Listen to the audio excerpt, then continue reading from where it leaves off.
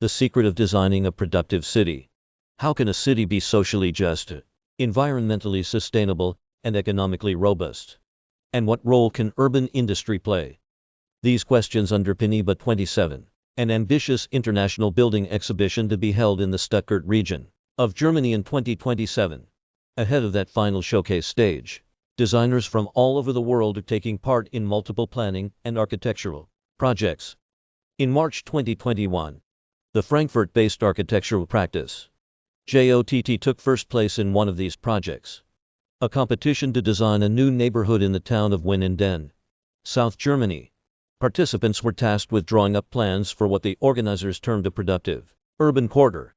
When completed, visitors to JOTT's new district will find no cars. Instead, there will be an array of workspaces, see industrial warehouses, a craftsman's yard and workshops, offices, shared working spaces, laboratories and studios, see built into 7 mixed-use, high-density blocks with inner courtyards. Around these will be woven public squares, meadows and playgrounds. The plans also include a childcare facility, retail and leisure uses, flats on upper floors, and space for urban agriculture on the roofs of buildings. The whole idea is that people who make things for a living should be able to live and thrive there.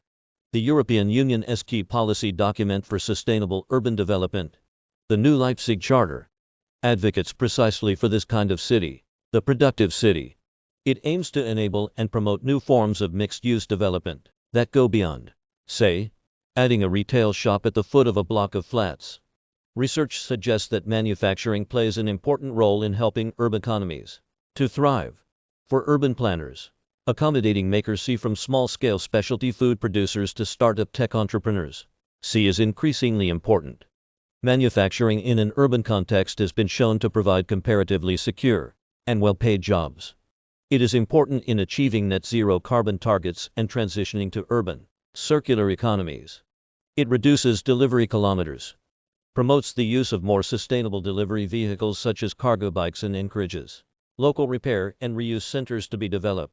And, research shows, it makes urban spaces more interesting.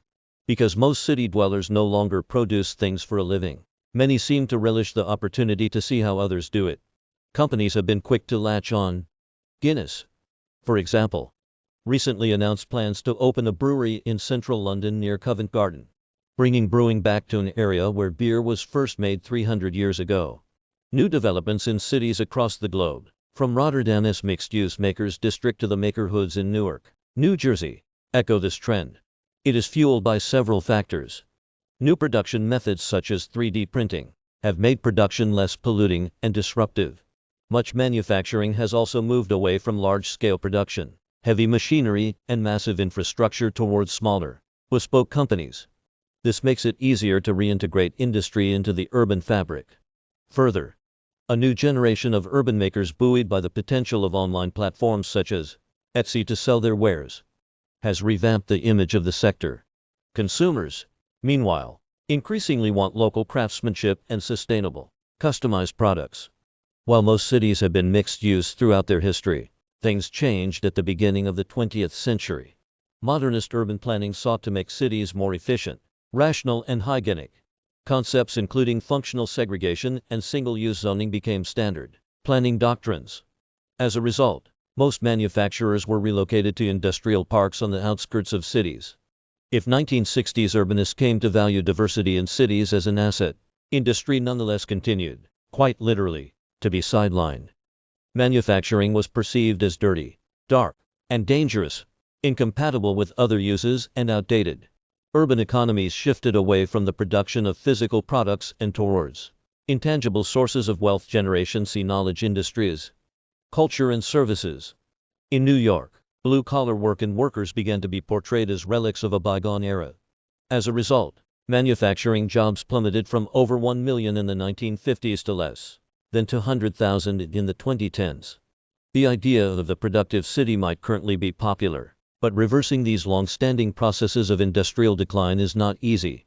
In recent years, Brussels has made a name for itself as a local production hub. And yet, industrial production and employment is still falling. In London, the situation is similar. Urban manufacturing is increasingly talked about, and small-scale and artisanal production are on the rise. However, the sector's overall contribution to the city as gross value added and total employment is still far from recovering from its decline of recent decades. The UK's first open-access factory has just opened in northeast London's Lee Valley with support from Enfield Council. This social enterprise, BLOQS, provides 32,000 square feet of workspace and 1.3 million worth of equipment for a wide range of crafts in a converted warehouse. It is part of a multi-billion-pound urban regeneration project bringing 10,000 homes and 6,000 jobs to the area. As with Winnenden new neighborhood, the hope in Enfield is to showcase how urban manufacturing can help a city thrive, but where JOTT's intervention will be permanent. BLOQS is classified as meanwhile used. There is no guarantee the factory will remain a permanent fixture after its current 12-year lease expires. Research suggests that it should. It is precisely the kind of productive space our cities need. Johannes Novi is a senior lecturer in urban planning, School of Architecture and Cities at the University of Westminster. This article is republished from the conversation under a Creative Commons license. Read the original article.